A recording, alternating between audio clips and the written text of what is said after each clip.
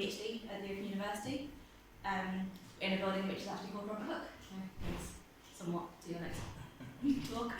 And basically the main aim of my project is where is subsurface ice on Mars. So I have a particular interest in ice because that's basically 4 years of my life.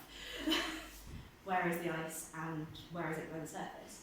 So I'm basically just going to give you a quick overview on what we know about ice so far, because there's a lot we do know and there's a lot we don't know, as with everything to do with astronomy and other planets. So first things first, Mars and the Earth. Don't worry about all the numbers, there's a lot of them on there. But the biggest differences are Mars is a lot smaller than the Earth, so it's expected to be roughly about, it's estimated to be roughly about the size of the Earth's core.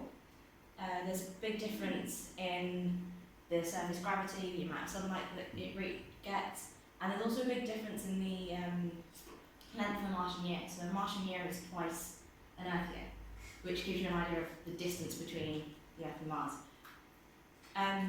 The other things that I want to point out is that the obliquity, which is the tilt of the planet from the solar plane, is roughly the same between Earth and Mars, which means that seasons on Mars are similar to what we experience on Earth, which is actually quite useful and relevant for comparing what we know about the Earth and what we know about Mars. And there's also a big difference in surface pressure and temperature. The pressure on Mars is about 6% of the Earth's atmosphere, which is a lot smaller, and 96% of that is carbon dioxide. So in terms of finding water, it's quite hard. There's about 0.03% of water. And the temperatures are also a lot colder. So the average temperature across the entirety of Mars is about minus 55 degrees Celsius. But that fluctuates quite a lot. So you can get regions which can go as high as 20 degrees, and you can get regions which go as low as minus 153 degrees, which is kind of mind-boggling in terms of Earth temperatures. I don't think I'd want to go anywhere that's minus 153 degrees.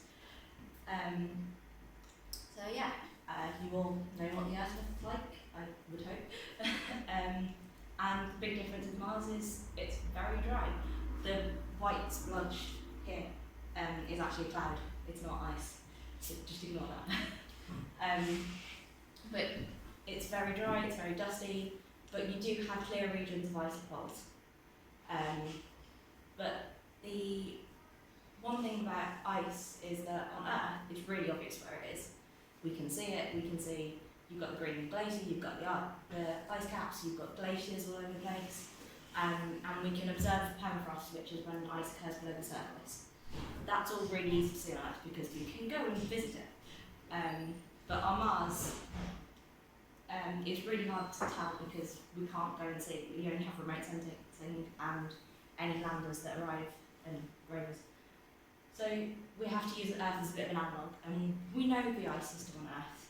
We know you get ice caps that form, that can flow as glaciers, you get ice on rivers, you get ice on the sea, and you get the ice sheets like Antarctica.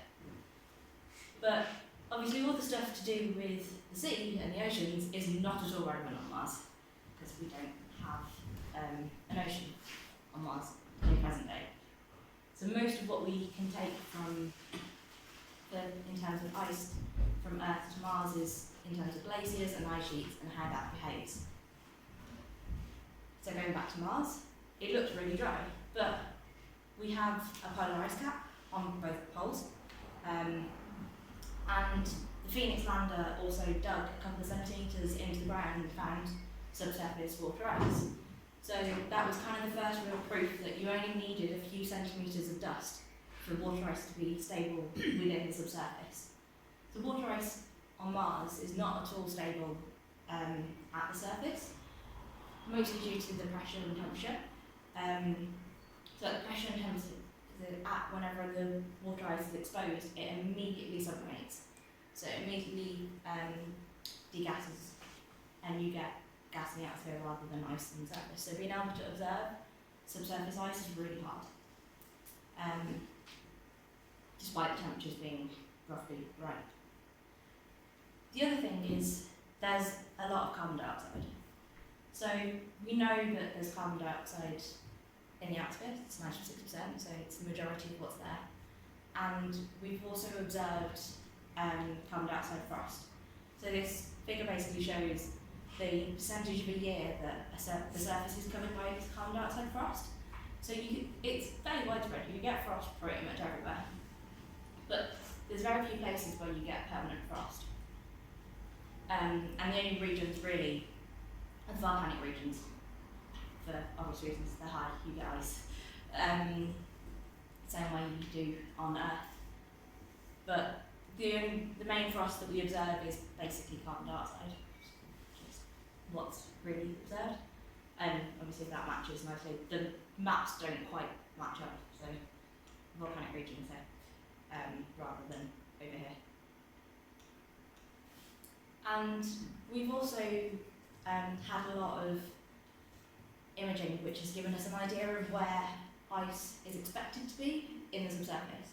So we expect a continuous, essentially subsurface layer of ice in the polar regions, and that any ice or water that is concentrated in the mid-latitudes, which are the regions between about 30 and 60 degrees, will slowly migrate towards the poles.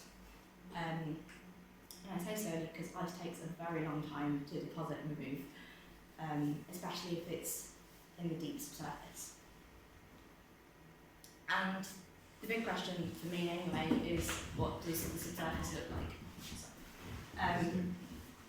Like, where is the ice? This is one hypothetical cross-section. The one thing I have a big issue with on this cross-section, despite being one of the best ones available, is the amount of groundwater they say they have. I'm not quite sure I agree with that, but ignoring that bit, there is likely to be a deep cryosphere in Mars that stretches across most latitudes.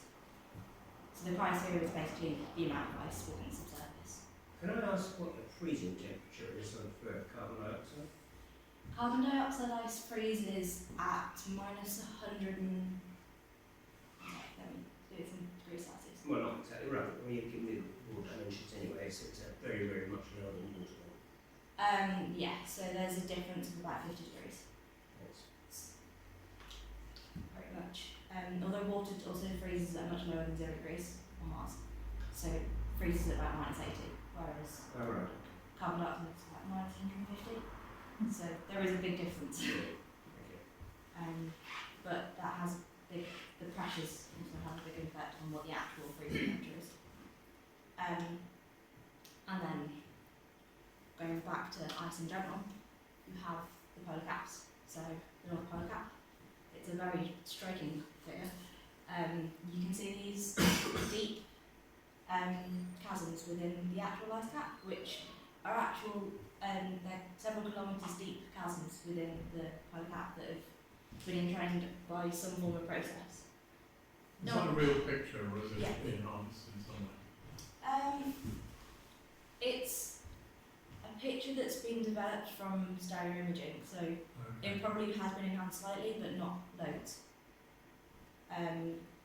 It's one of the pictures that NASA, you see this a lot in many different views of the Northern Polar Cap. And is it showing different levels there? Or? Yeah, so all of these here are different troughs, and through that you can see a cross-section into the ice cap, which is actually really interesting because it means you can see the different layers, which basically show essentially climate change on Mars. So you can see layers which are ice-rich, and you can see layers which are dust-rich, which tells you a bit about the years when there was dust storms and when there wasn't any dust storms, and the thickness of those layers tells you a bit about the time between dust storm years and not.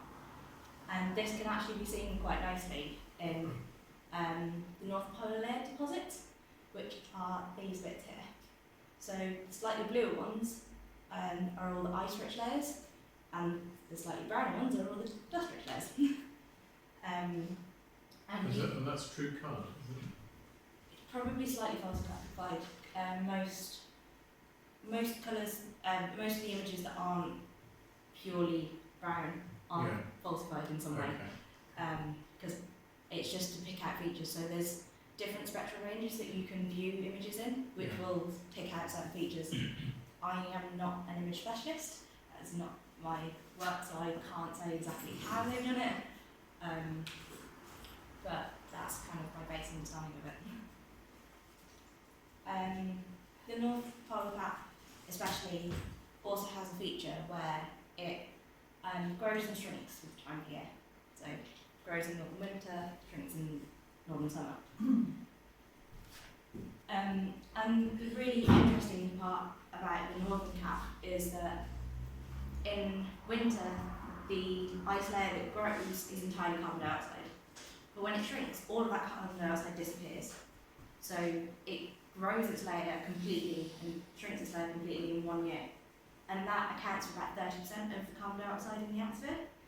So that's why you get such a big difference in the size of the northern cap. And once all the carbon dioxide has sublimated away, the water ice underneath starts to sublimate away as well. So you lose the water ice layer that is below the carbon dioxide layer on both caps in the northern hemisphere, whereas the southern hemisphere, which also has a water ice layer and a carbon dioxide ice layer above it, doesn't lose all its carbon dioxide. So that acts as a protecting layer for the water ice below it, and you don't lose any of that water ice, which means that the southern ice cap is expected to be stable for a lot longer, whereas the northern ice cap will at some point most likely lose its surface water ice layer anyway. The deeps of surface water ice might last a bit longer, and it's still going to take a long time because they're pretty big things, but it's quite an interesting feature, and being able to observe that year on year is also quite useful to get an idea of the climate on Mars. Does it change very much from year to year, as to say from season to season? Season, not quite as much. No. It does in the long run, so over thousands of millions of years it will change between year and year as basically the tilt of the planet and things change. But in our lifetimes anyway, you're not going to see too much change from year to year. So it makes the current observations quite useful because you can compare year to year. So that pattern would be repeated more or less every year? Pretty much. And it's also why things like when events like a global dust storm, which happened recently, occur, it allows you to compare how that affects the climate, because you know the climate isn't going to change too much between the 2 Martian years we have data for,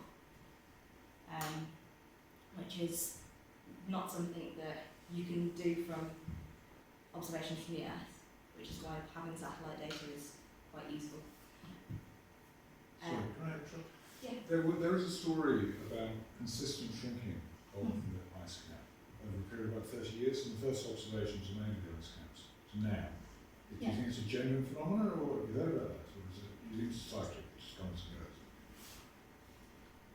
It's probably a general phenomenon, because especially the northern ice cap will definitely shrink a bit each year because the water so ice. it's a consistent process that's going on since observations began. Sorry, I just heard the story about it's over a period of 30 years of data. So.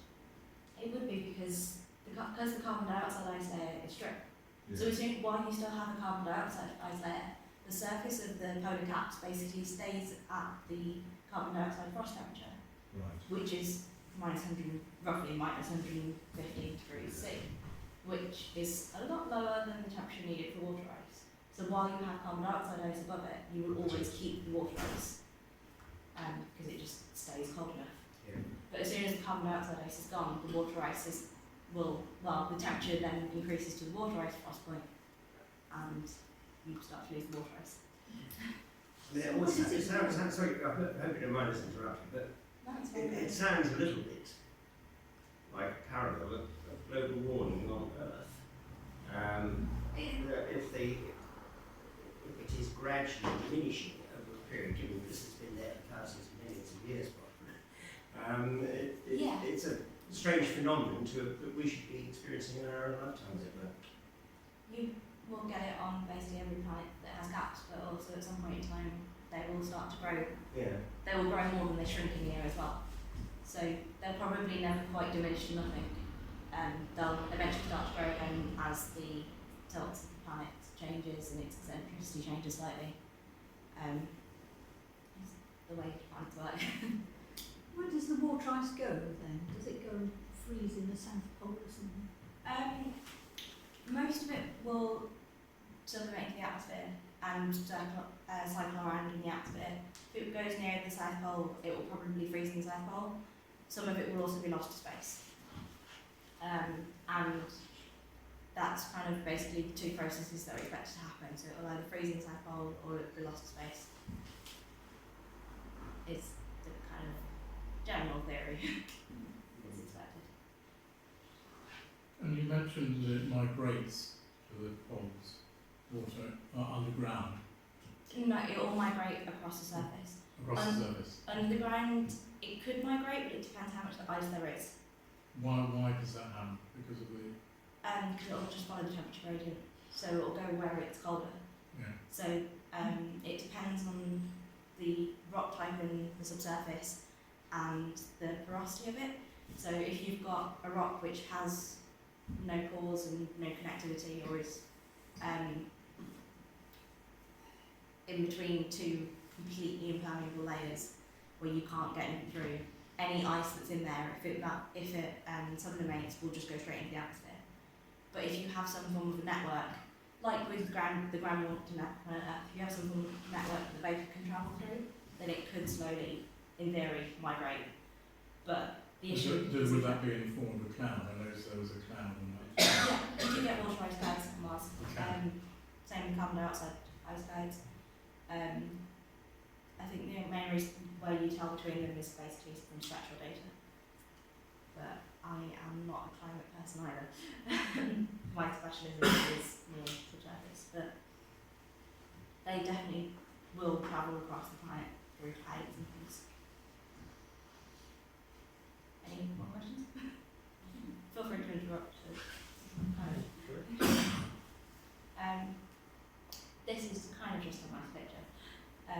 It's an example of a mid-avalanche in the Northern region. So you can see the top of the ice cap here. You can also see that the ice is actually embedded within the rock. So this is like one of the clear examples of permafrost within the subsurface, and the clear bit of ice that is falling down, which, in my opinion, is a very lucky shot on their part. So is that actually in motion? Yeah. And what's the scale of that photograph? I have absolutely no idea. Unfortunately, not one of these are scalings on. So what we're looking at, the whole picture is a kind of ice cliff, is it? Yeah, so you've got a cliff face, so you've got the ice sheet on the top, and then all of these layers are exposed bedrock, and then you've got the avalanche falling from up here somewhere to eventually land down there.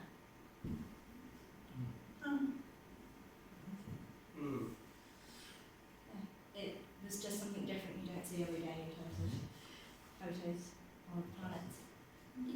Yeah. And then you have the cyclone cap. This is one of the nicest pictures I've seen of the cyclone cap. It's nicknamed Cappuccino's Flowers. Because, you know, we like our nicknames. You can also, in this one, see the swirling pattern, roughly, that was obvious in the North Pole cap. Although this one is expected to be more due to prevailing winds rather than completely unknown as the northern one is. Yeah, some of these are just pretty pictures because you can't show pretty pictures in they don't talk or in and this is the side polar cap a little bit later in the year, so when it's started to sublimate a bit more, you can see a bit more of the troughs similar to the North Pole cap, but they're not as deep as in the North Pole cap, so they're a bit more faint. But the South Polar cap, as I mentioned, has the permanent carbon dioxide layer over the water ice layer. And this produces some really interesting features that we don't see at all on Earth, because we have no equivalent to carbon dioxide ice over water ice on Earth. Doesn't really happen.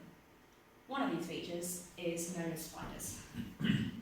Their technical name is not spiders, but everyone just calls them spiders because they look like them.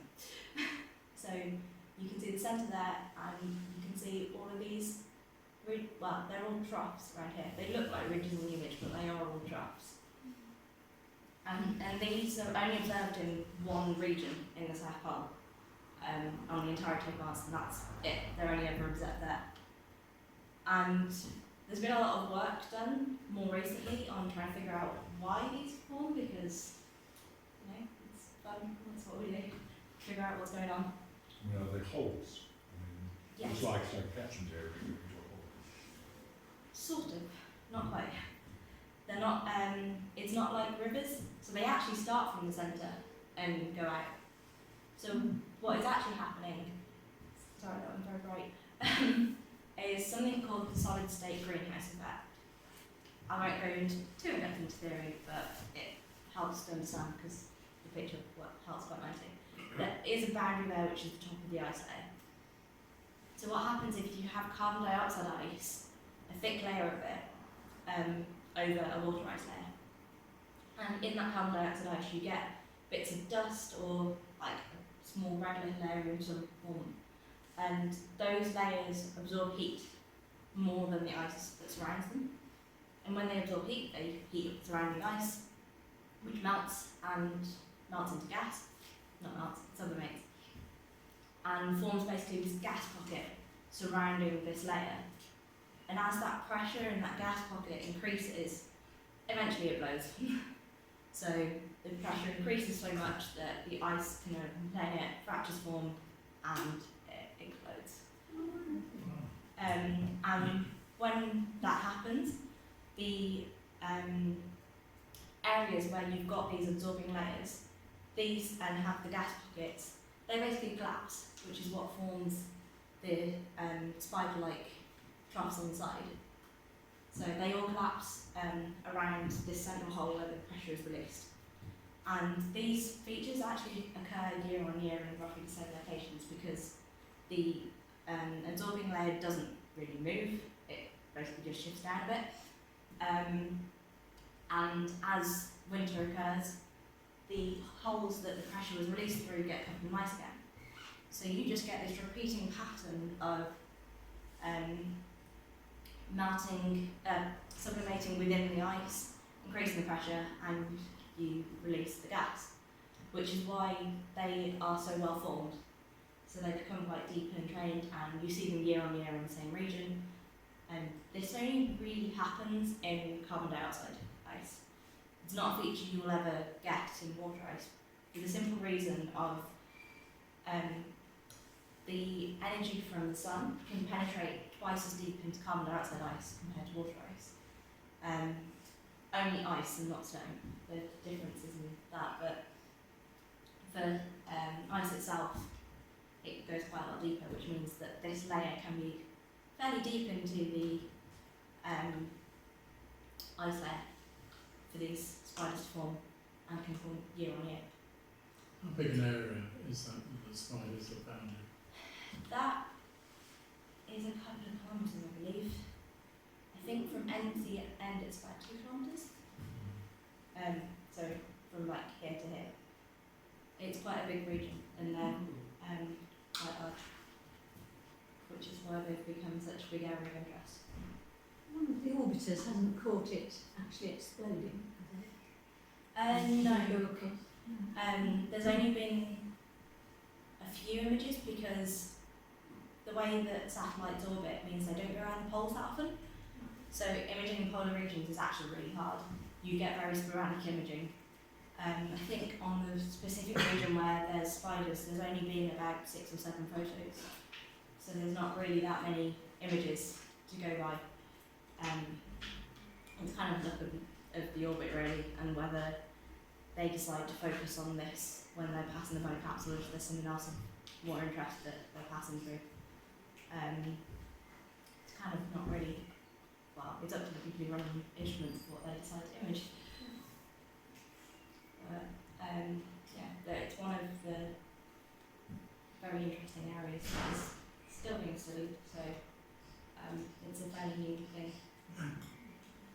And then another feature in the South Polar Gaps is something called Swiss cheese train, because you know we like nice and easy names. the reason it's called Swiss cheese train should be fairly obvious from the image. It looks like Swiss cheese. But this actually forms from a very similar process to spiders. The big difference here is that it depends on the angle of the sunlight. So in regions where you get a lot more sunlight than others, so if this is at an angle, you'll have a region that is more lit and a region that's more shadowed. The more lit regions will basically sublimate more, and as they sublimate, it will expose a larger, essentially cliff face in the ice, and that region will sublimate more and more as it receives more sunlight. And then the reasoning for these flat regions at the base is basically where the carbon dioxide ice has sublimated so much that you actually now reach roughly the water ice table, and no more sublimation really happens at that point, because the temperature is still carbon dioxide temperature, because everything around it is carbon dioxide, but it also, light can't penetrate too much deeper because it's now water ice. So you get this flat region in the middle, and then the edges which keep on extending, so they will slowly erode further and further out, essentially. And in parts, you get a very large feature that is several of these that have connected over time.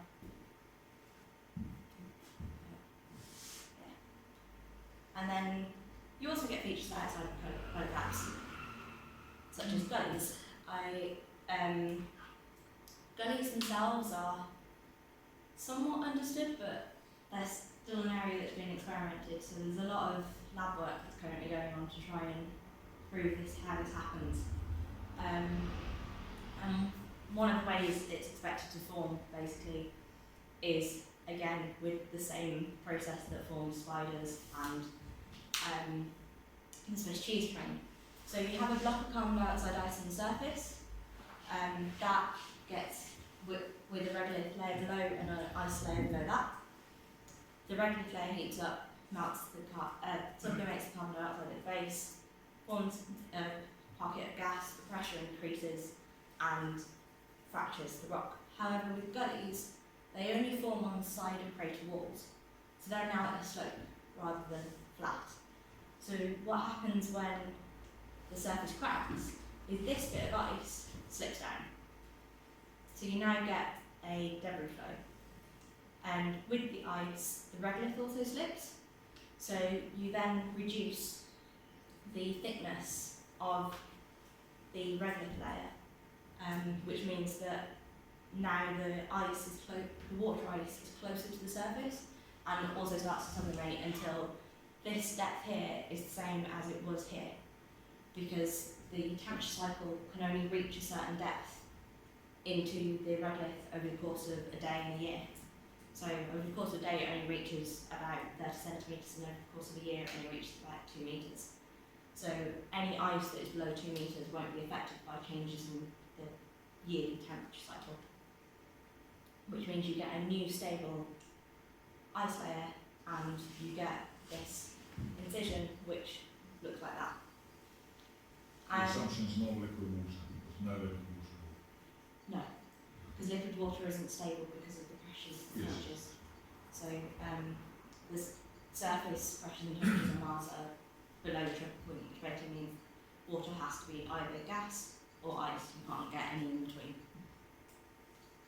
But the nice thing about gully formation is there's actually been a study that NASA did in the middle of the desert, where they took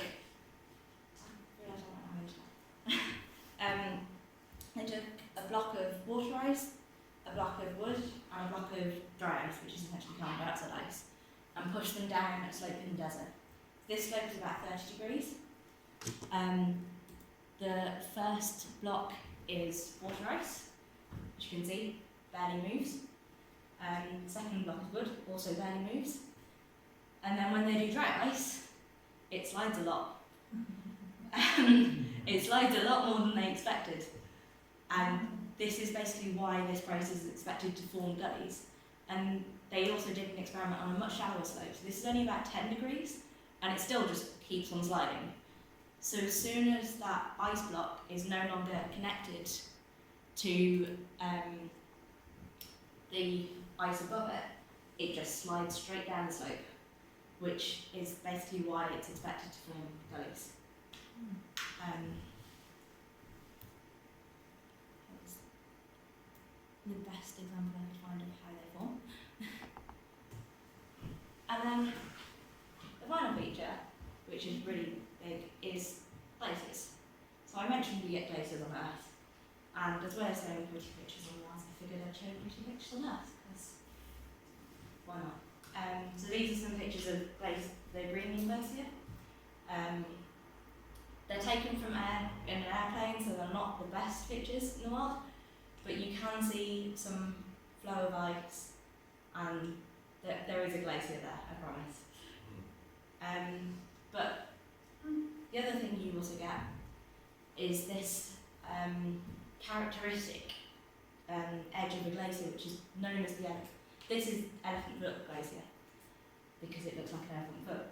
But what happens is when the ice flows down a hill and down through this valley, eddy valley here, so it flows through this narrow region, and then as it reaches the edge, it just spreads out, and it spreads out in a circle, as is shown better here. Now the difference between these ones is they're on an ice layer.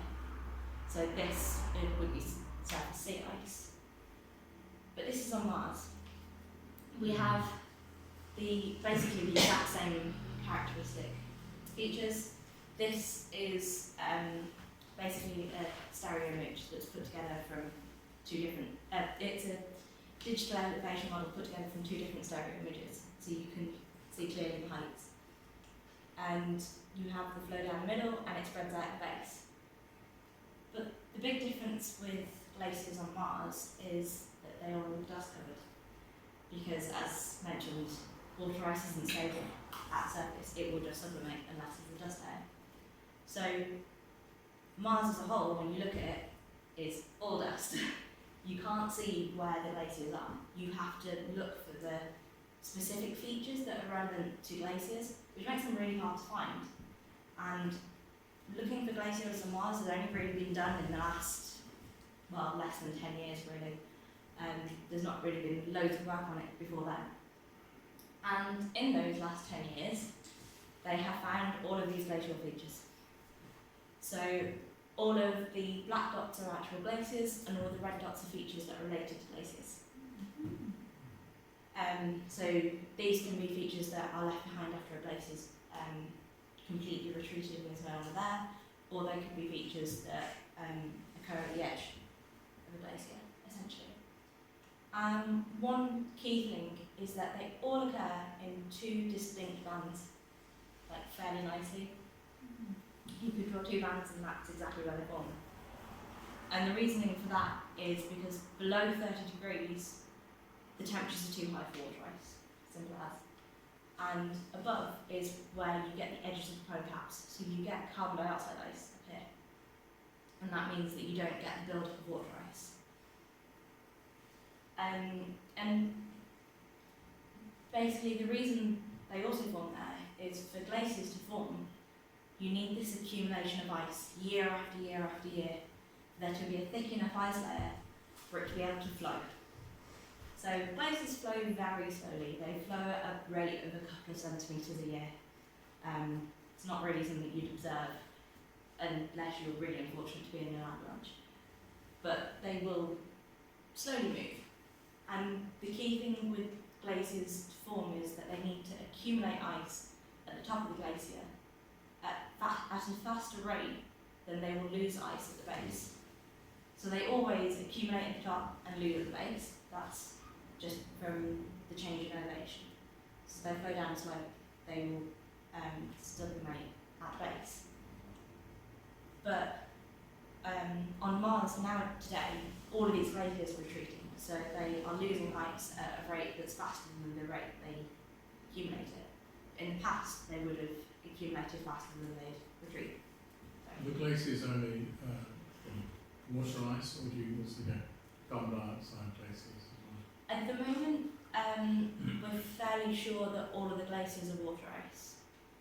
I'm not entirely sure how much of that is because we expect it to be water ice, but I'm pretty sure it's because it matches with the spectral data. So the spectral data is consistent with water ice. And there's also the fact that all the glaciers are dust covered. So carbon dioxide ice would be stable at the surface, whereas water ice isn't and needs that dust cover to still be there. But all the glaciers and their location actually tells us quite a bit about the history of ice formation, because they could not form in present day. There is both not enough water and the wrong sort of temperatures for glaciers to form, so it means there must have been essentially the equivalent of an ice age on Mars at some point in the near past, which is quite interesting because it's good to get a good idea of what past climate was like, and in terms of knowing whether liquid water was stable, we need to know the past climate. And the next bit I'll cover is below the surface. So, as you all might have gathered, below the surface, Is it just warmer on Mars at the moment because the tilt's bigger, and perhaps when the tilt goes back it'll get into an ice age again? On Mars it works slightly different to Earth, and I'll go into that in a minute, but the tilt needs to be bigger for the ice age to occur rather than smaller. It's actually at its middle point at the moment, so it goes a lot smaller and a lot bigger. It's about 25 at the moment, and its smallest is 5 degrees and its largest is 60, whereas the Earth's range is about 5 degrees total. I'm actually about to go into that because with the subsurface ice, I showed you earlier this picture from Phoenix with the trench. There was also a recent announcement of an exposed cliff face in the near equator. It wasn't quite the equator, but it was in the equatorial region, where this recently exposed cliff face was observed to have ice in it. The blue is false colour, but it shows where the permafrost ice is in that exposed cliff face, and it has to have been fresh, otherwise the ice would not exist. The ice would have sublimated away if it had been there too long. So that was actually a really exciting discovery, so that we could have proof that there could be ice in the near equatorial regions, which before was speculated but wasn't really known. The other thing that I'm sure many of you saw in the news was that below the surface in the South Polar Cap has been this feature which has been suggested to be subglacial liquid water. So this layer here is the top of the ice sheet, and then the bright reflections in each layer are the layers of high ice content, and the dark ones are layers of dust. And you also get this bright reflection at the base here, which corresponds to this peak down here, which was basically suggested to be liquid water, although it's quite a controversial suggestion. A lot of people are imagining more of a slushy ice dust mix than liquid water. It's the best way I can describe that. But that's also quite an exciting thing that's been found in the subsurface. But obviously, I don't know really. We can only do best guess, because this is the very edge of our instrument's capability of imaging the deep subsurface. What we can actually image in depth is the top 1 metre. So this map basically shows, it's not quite water, it's hydrogen density, but it's the closest approximation we can get to a subsurface water map for Mars. The blue regions, the darkest blues, where there's the most ice, and the reddish regions are where there's the least amount of water in this top 1 metre. And the boundary along here is where you have the polar caps. So, as is expected, you get a lot of water ice in the polar caps, and very little in the equatorial-ish regions, but this is the stripes, which is where the volcanic region, which is quite high up. so you get very little water ice there. But they are expecting some form of water here. But the big issue is we don't know whether that water is in the form of water ice, whether it's in the form of hydration minerals, whether it's in some other form chemically. It could be chemically bound into the rock, it could be as part of many different things. We literally have no idea, and have no way of telling at this moment in time unless we go and drill. But this map is actually the newest map we have. It was only released 2 weeks ago. So it's brand new. And I'm sorry for the lack of a scale bar. Unfortunately, the scale bar is in Russian, and I don't speak Russian, so I translate it. Yeah, it's part of the fun of science is when the papers come out and they're all in Russian. I can't quite translate that, so yeah, that's the best I can do. The figure is a bit clearer on my laptop. If any of you want to see it, it's quite a detailed map. Feel free to go and look. And in the equatorial regions, you're saying that the differences there between the yellow and blue is because of altitude, or? Some of it will be because of altitude, some of it will be because of rock type. So the big difference between the volcanic regions and a lot of the rest of the surface is the rock type.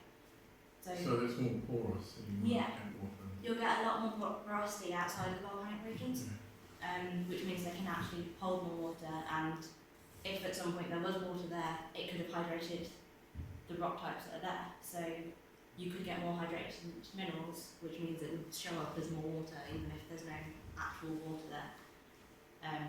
The hydrogen that needed for the water would be present. There's also the fact that the volcanic regions could also have completely covered up any water underneath them, and because this only goes to 1 metre deep, which in geological terms is not actually that deep, we really have no idea whether there could be more water below that. So in the equatorial regions, the daily temperatures penetrate, the yearly temperatures penetrate deeper than 1 metre. So as the temperature is higher than the temperature needed for water ice to be stable, you don't really expect water in the upper metre, because it should just sublimate straight away, purely because of the temperature. Which is why seeing regions of blue within the equatorial regions is actually quite interesting. And could be quite good for my work, finding out where there is water ice. Because it means there's a potential for it to be there. And the big reason why there's a potential for water ice to be there is because of the change in distribution of ice over time. And this is where the ubiquity cycles come in. And I'm getting a bit brief overview just. So you have the 3 main cycles, which are known as the Milankovitch cycles, that affect the tilt-magnetic distribution of its temperature and the distribution of ice as a result. So you have something called the precession, which is where the tilt axis of a planet basically wobbles like a spinning top. It goes in a circle. And this, on Earth, so these figures are all for Earth, has a cycle of about 19 to 24,000 years, which is the smallest cycle of all of them. And then you have the tilt of the planet, which is the obliquity, which is where the axis changes its angle related to the sun. And on Earth, that's a really small angle change. It's between 21.5 and 24.5, which has a big impact on Earth because we get ice ages and glacial maximums, glacial minimums. So we get all of that with only less than 5 degrees of change. And that cycle itself on Earth has a period of about 41,000 years. And then you have the eccentricity, which is how elliptic the orbit around the sun is. And that changes, I don't actually know by how much on the Earth. It's a figure I didn't know off the top of my head. About 3%. 3%? Okay. But it does change, and that has a much longer period. But the key thing in terms of temperature distribution and ice distribution is that precession and eccentricity have a much smaller impact on both of those than the tilt of the planet.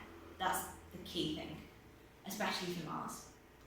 So on Mars, there is a big difference. The obliquity can change from 5 degrees to 60 degrees depending on when you're looking at.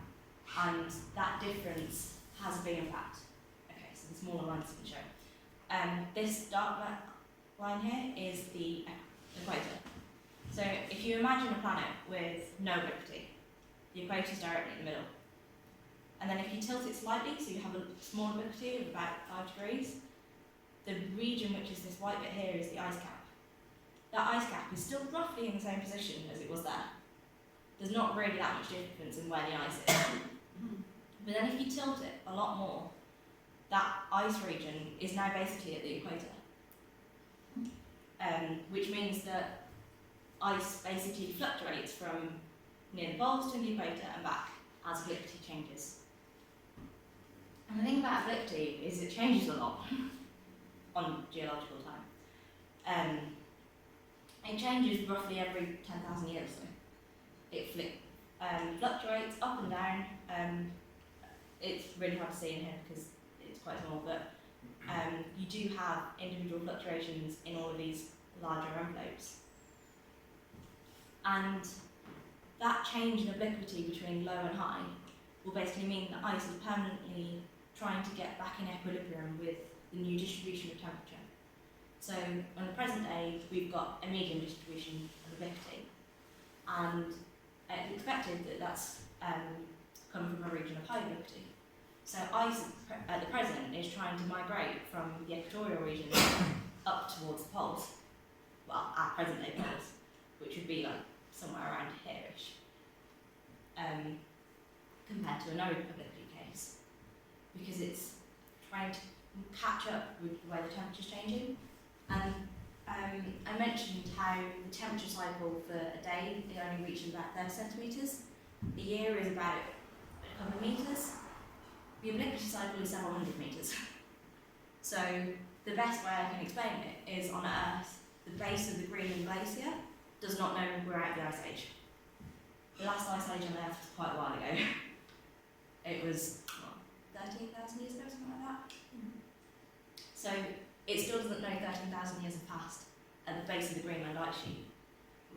And that's basically a similar process is happening on Mars, which is why we expect to see some form of subsurface ice in the deep subsurface. And this figure down here is basically what we expect the obliquity of Mars to have done over the last 20 million years. You can actually see quite nicely the 3 different cycles I explained.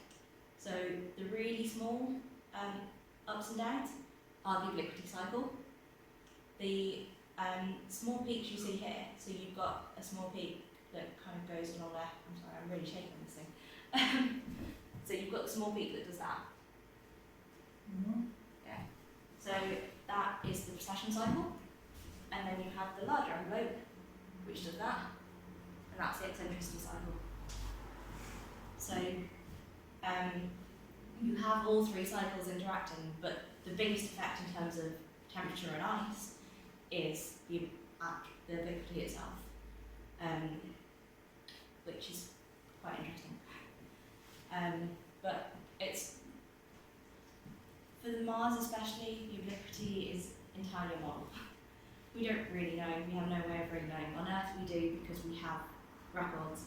We have geological records in terms of volcanic lavas, we have geological records in terms of the seafloor spreading, and you can see it in magnetic data. Mars, we can't get that because to get those sorts of measurements, you have to physically pick up the rock and take a sample, which obviously is not yet possible on Mars. Hopefully will be at some point soon, but presently isn't. So it's kind of best guesswork, and until we can do that, this is our best guess of where there is ice, which, to be fair, is a pretty good estimate. So this is the highest resolution map we've ever had, and it's from the ExoMars Trace Gas Orbiter. One of their instruments has done the mapping for this, and we obviously know there's carbon dioxide frost, but For a planet with 96% carbon dioxide, no one has ever looked at whether there's carbon dioxide ice in the subsurface, or modelled it. It's been theorised, but it's never actually been modelled, which in my mind is a bit weird, because it's the majority of the atmosphere, and it forms quite a lot of frost on the surface. There must be some somewhere, and that's basically where my PhD comes in. I am trying to find out where carbon dioxide ice is in the subsurface, and if it has any impact on where we know water ice is now, and whether it could have an impact on this distribution that we see. Because if there is a slight carbon dioxide ice layer above water ice in here, there could be a water ice layer in the equator that we just didn't know existed. But that's kind of what I hope to find out. Are you, sorry. Sorry. I'm not quite sure I fully understand this, but the axis of Mars, in the previous slide you showed a straight north-south axis, and then one is the third one is 45 degrees roughly. Is that actually happening? I mean, is the axis on the planet moving about to a much greater extent than it is on Earth? Yes. Yeah, okay. Which would explain seasonality and all these sorts of issues as well. Seasonality is simply for the tilt. Yeah. Ice ages and the extreme extent of ice ages. So on Mars, you get something that is more extreme than an ice age on Earth. So you get ice everywhere when it's high obliquity. Simply because of the extreme. So on Earth, the obliquity is like 23 degrees. On Mars, it's 25 in the present day. But so they're both roughly at their middle point for what their obliquity can be. Right. I'm not sure I understand the word obliquity in this sense. Obliquity basically means to tilt the planet.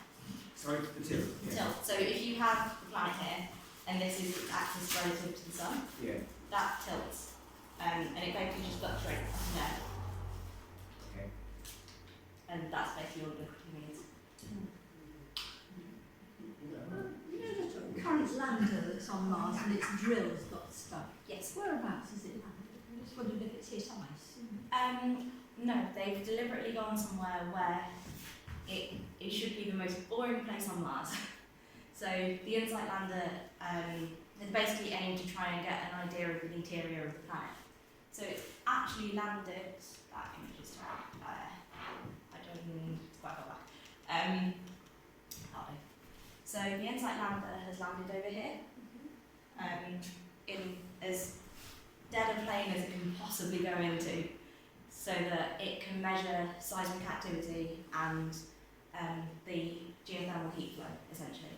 Though it's not quite geothermal because it's not on Earth, but the internal heat flow of the planet.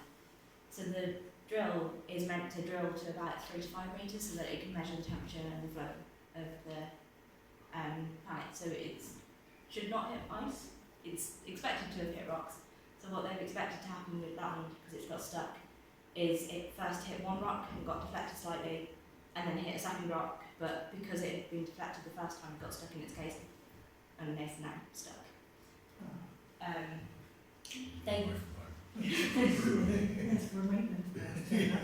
They've done another test in the last couple of days to see whether they could drill through the rock it got stuck on, but I don't know, they haven't released how that went.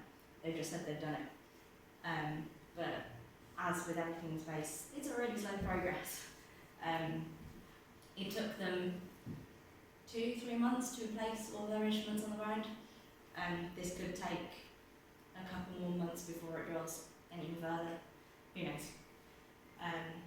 But I will get back to the InSight lander in a bit after some. Well, we've got one last section.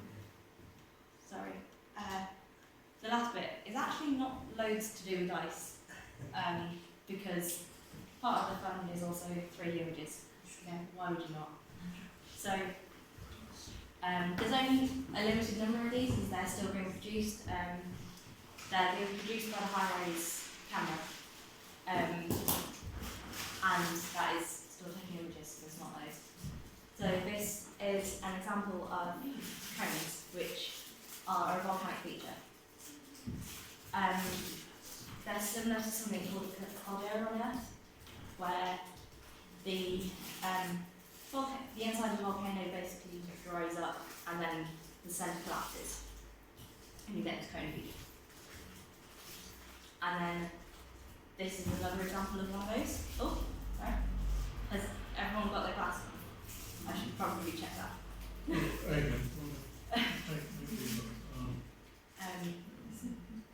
I can go through these again later if you want another look at them. This is another example of one of those volcanic cones. And then you have a dune field on Mars. This is quite cool because it is very similar to the dunes you see on Earth. So you have the shallow side, the steep side, and it migrates in basically the same way we see on Earth as well. Which is quite nice to know that these features, these processes occur exactly the same on both planets. And this is one of the largest a portion of one of the largest dune fields on Mars. If you want to stay on these images longer, let me know. This is an example of something called a pit and a channel. So you've got the pit here, and the channel which nicely flows from one to the other. There is a channel there, briefly. And it flows from the big one to the little one. And this could be a water feature, but in my opinion, it's more likely a glacial feature. So we see something like this on Earth in terms of a type of glacier called a cirque glacier. So essentially circular glaciers that move by essentially going around in a circle. And then wherever there's a dip, they will slowly start to flow through. And basically it's just built up bit by bit and slowly flowing down the overarching slope. I might be wrong on that because obviously all of this is mostly speculation, but that would be my best guess. And then this is an example of layered bedrock, which allows you to see essentially different time periods through the geological history.